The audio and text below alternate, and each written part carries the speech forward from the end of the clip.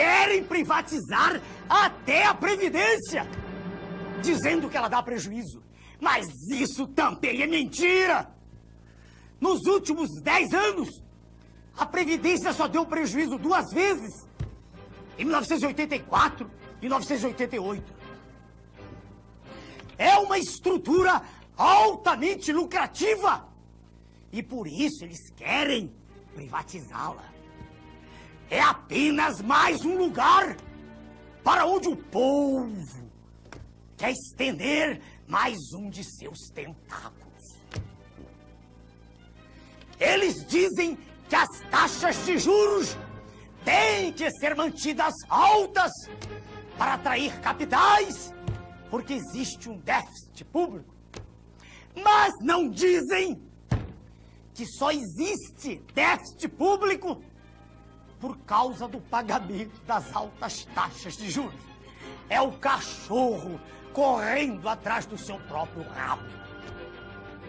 Baixando-se as taxas de juros, baixando-se o serviço da dívida, não existe déficit. Mas isso a imprensa toda.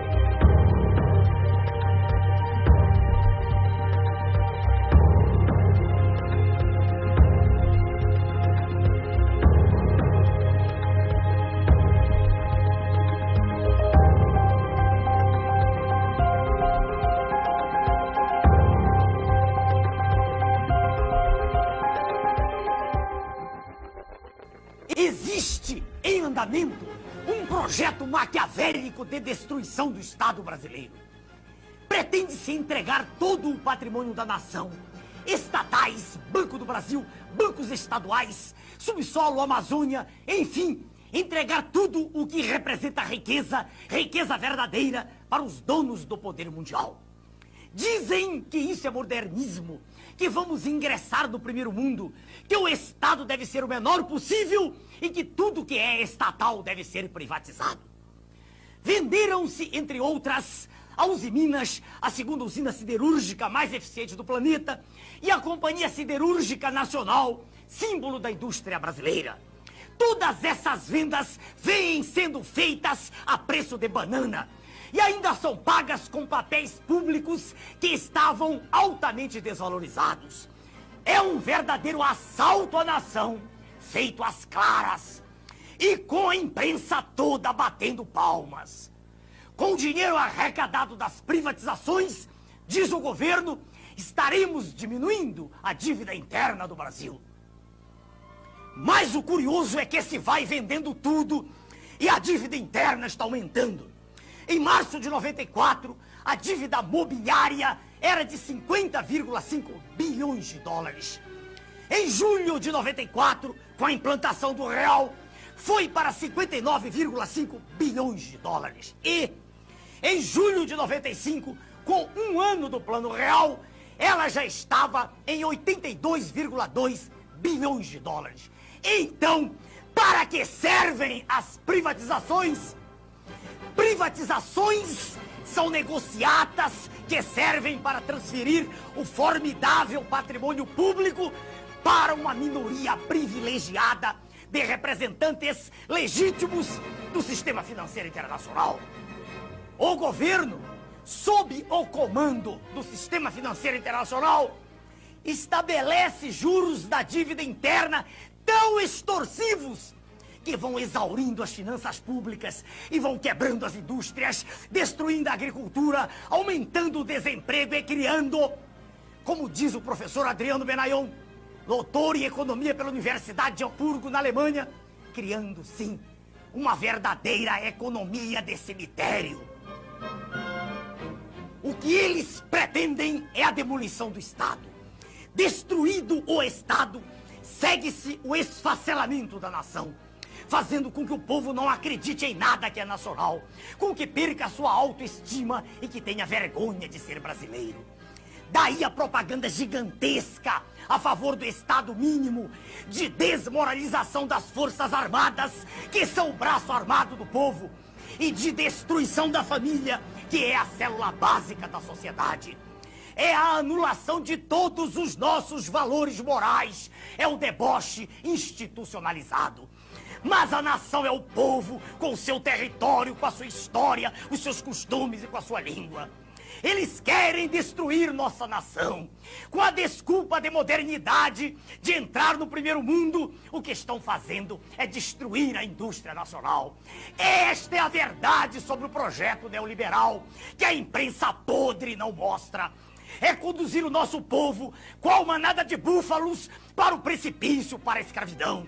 É como se fosse um gigantesco octopus, com seus tentáculos, sugando todas as nossas riquezas e drenando-as para os donos do mundo. É a perda definitiva da soberania nacional. Meu nome é Enéas.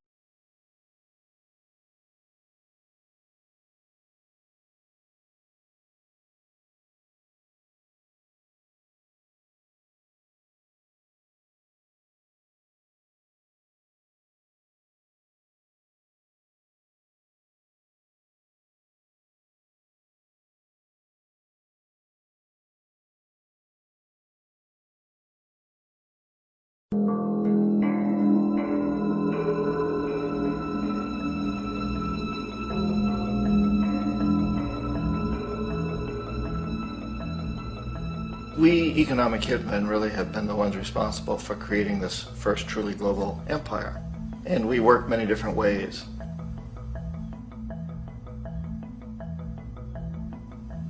But perhaps the most common is that we will identify a country that has resources our corporations covet, like oil, and then arrange a huge loan to that country from the World Bank or one of its sister organizations. But the money never actually goes to the country. Instead, it goes to our big corporations to build infrastructure projects in that country, power plants, industrial parks, ports, things that benefit a few rich people in that country, in addition to our corporations, but really don't help the majority of the people at all. However, those people, the whole country is left holding a huge debt. It's such a big debt they can't repay it, and that's part of the plan, that they can't repay it. And so at some point, we economic hitmen go back to them and say, listen, you owe us a lot of money, can't pay your debt, so sell your oil real cheap to our oil companies. Allow us to build a military base in your country, or send troops in support of ours to someplace in the world like Iraq, or vote with us on the next UN vote. To have their electric utility company privatized and their water and sewage system privatized and sold to U.S. corporations or other multinational corporations. So there was that whole mushrooming thing, and it's so typical of the way the IMF and the World Bank work, that you put a country in debt, it's such a big debt it can't pay it, and then you offer to refinance that debt and pay even more interest. And you demand this quid pro quo, which you call a conditionality or good governance, which means basically that they've got to sell off their resources, including many of their social services, their utility companies, their school systems sometimes, their penal systems, their insurance systems, to foreign corporations. So it's a double, triple, quadruple whammy. The precedent for economic hitmen really began back in the early 50s when democratically elected Mossadegh, who was elected in Iran, he was considered to be the hope for democracy in the Middle East and around the world. He was Time Magazine's Man of the Year. But one of the things that he'd run on and began to implement was the idea that foreign oil companies needed to pay the Iranian people a lot more for the oil that they were taking out of Iran. The Iranian people should benefit from their own oil. Strange policy. We didn't like that, of course. But we were afraid to do what we normally were doing, which was to send in the military. Instead, we sent in one CIA agent, Kermit Roosevelt, Teddy Roosevelt's relative. And Kermit went in with a few $1 million and was very, very effective and efficient. And in a short amount of time, he managed to get Mossadegh overthrown and brought in the Shah of Iran to replace him, who always was favorable to oil. And it was extremely effective. Mobs overflow Tehran. Army officers shout that Mossadegh has surrendered and his regime as virtual dictator of Iran is ended. Pictures of the Shah are paraded through the streets as sentiment reverses. The Shah is welcomed home. So back here in the United States, in Washington, people looked around and said, wow, that was easy and cheap. So this established a whole new way of manipulating countries, of creating empire. It only problem with Roosevelt was that he was a card-carrying CIA agent, and had he been caught, the ramifications could have been pretty serious. So very quickly at that point, the decision was made to use private consultants to channel the money through the World Bank or the IMF or one of the other such agencies, to bring in people like me who worked for private companies, so that if we got caught, there would be no governmental ramifications.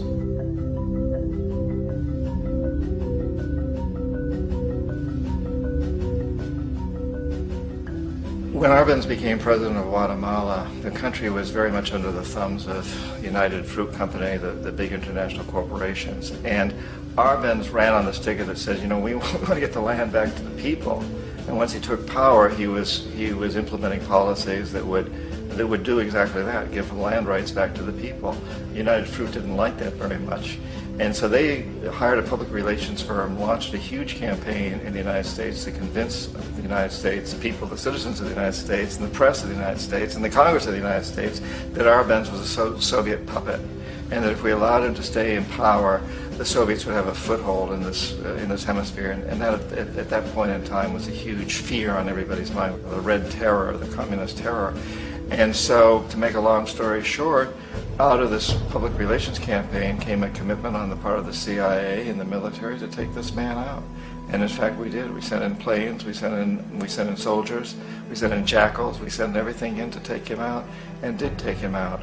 And as soon as he was removed from office, the new guy that took over after him basically reinstated everything to the big international corporations, including United Fruit.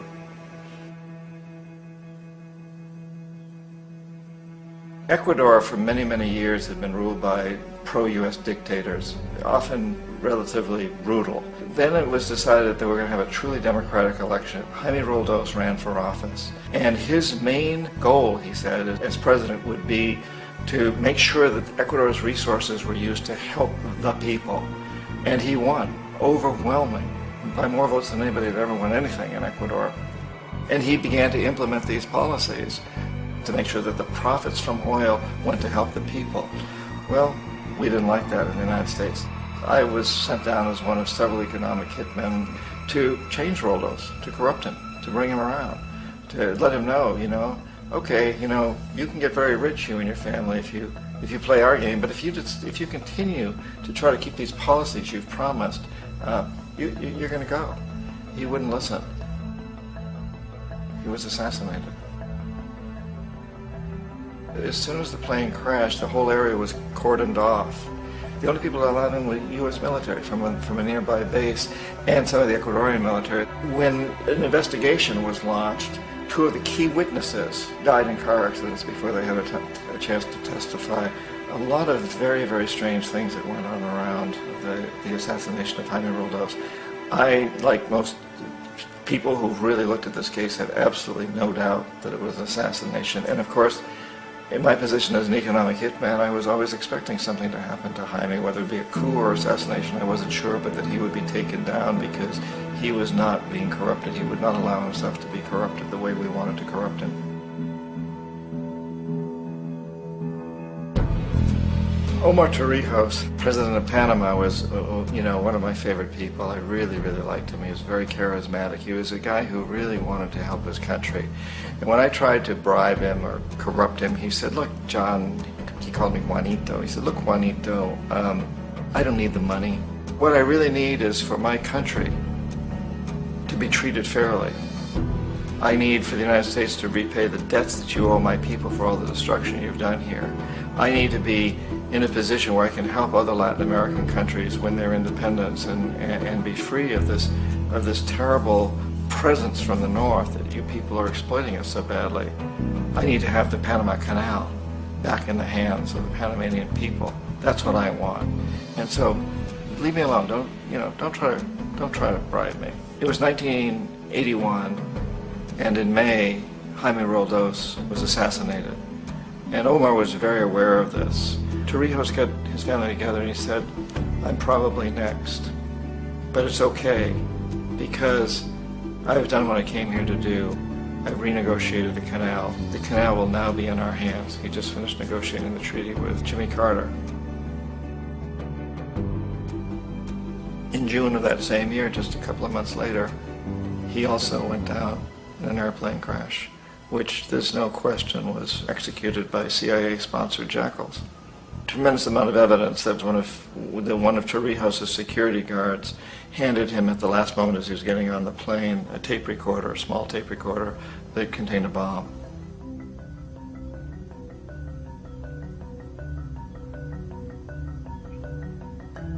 It is interesting to me how this system has continued pretty much the same way for years and years and years, except the economic hitmen have got better and better and better. Then we come up with, very recently, what happened in Venezuela.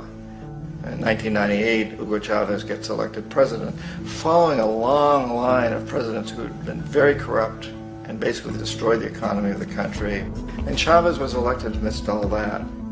Chavez stood up to the United States, and he's done it primarily demanding that Venezuelan oil be used to help the Venezuelan people.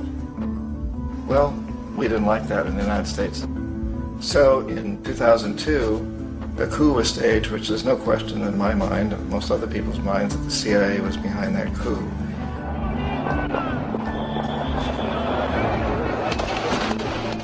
The way that that coup was fomented was very reflective of what Kermit Roosevelt had done in Iran, of paying people to go out into the streets, to riot, to protest, to say this Chavez is very unpopular.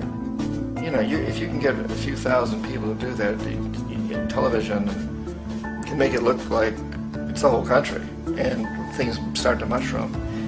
Except in the case of Chavez, he was smart enough, and the people were so strongly behind it that they overcame it, which was a phenomenal moment in the history of Latin America.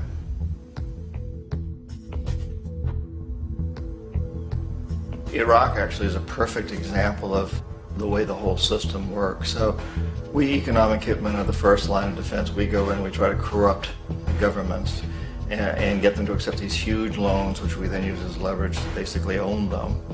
If we fail, as I failed in Panama with Omar Torrijos and in Ecuador with Jaime Roldos, men who refuse to be corrupted, then the second line of defense is we send in the jackals. And the jackals either overthrow governments or they assassinate. And once that happens and a new government comes in, boy, it's going to toe the line, because the new president knows what will happen if he doesn't. In the case of Iraq, both of those things failed. Economic hitmen were not able to get through to Saddam Hussein. We tried very hard. We tried to get him to accept a deal very similar to what the House of Saud had accepted in Saudi Arabia, but he wouldn't accept it. And so the jackals went in to take him out. They couldn't do it. His security was very good. After all, he had one time worked for the CIA. He'd been hired to assassinate a former president of Iraq and failed, but he knew the system. So in '91, we send in the troops and we take out the Iraqi military. So we assume at that point that Saddam Hussein is going to come around. We could have taken him out, of course, at that time, but we didn't want to. He's the kind of strong man we like. He controls his people. We thought he could control the Kurds and keep the Iranians in their border and keep pumping oil for us. And then once we took out his military, now he's going to come around. So the economic hitmen go back in the 90s without success. If they'd had success, he'd still be running the country. We'd be selling him all the fighter jets he wants and everything else he wants. But they couldn't. They didn't have success. The jackals couldn't take him out again. So we sent the military in once again, and this time we did the complete job and took him out, and in the process created for ourselves some very, very lucrative construction deals. We had to reconstruct a country that we'd essentially destroyed, which is a pretty good deal if you own construction companies, big ones. So, you know, Iraq shows the three stages. The economic hitmen failed there, the jackals failed there, and as a final measure, the military goes in. And in that way, we've really created an empire, but we've done it very, very subtly. It's clandestine. All the empires of the past were built on the military, and everybody knew they were building them. So that the British knew they were building them, the French, the Germans, the Romans, the Greeks, and they were proud of it. And they always had some excuse, like spreading civilization, spreading some religion, something like that. But they knew they were doing it. We don't. The majority of the people in the United States have no idea that we're living off the benefits of a clandestine empire, that today there's more slavery in the world than ever before. And then you have to ask yourself, well, if it's an empire, then who's the emperor? Obviously, our presidents of the United States are not emperors. An emperor is someone who's not elected, doesn't serve a limited term, and doesn't report to anyone, essentially. So you can't classify our presidents that way.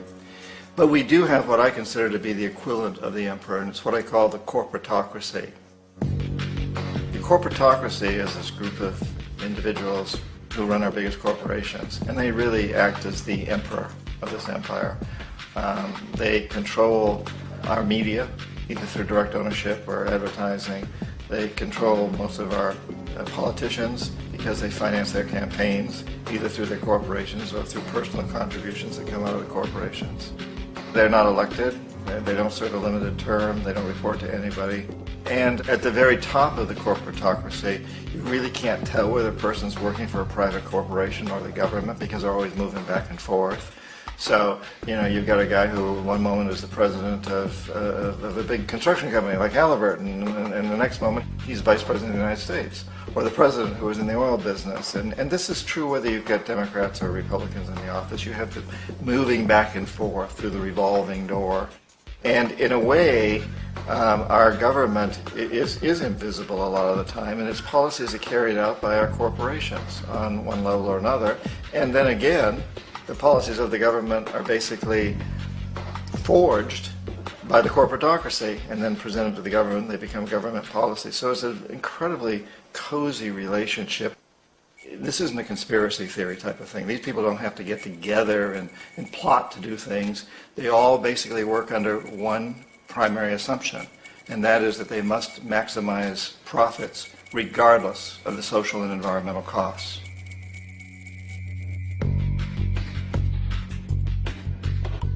This process of manipulation by the corporatocracy through the use of debt, bribery, and political overthrow is called globalization.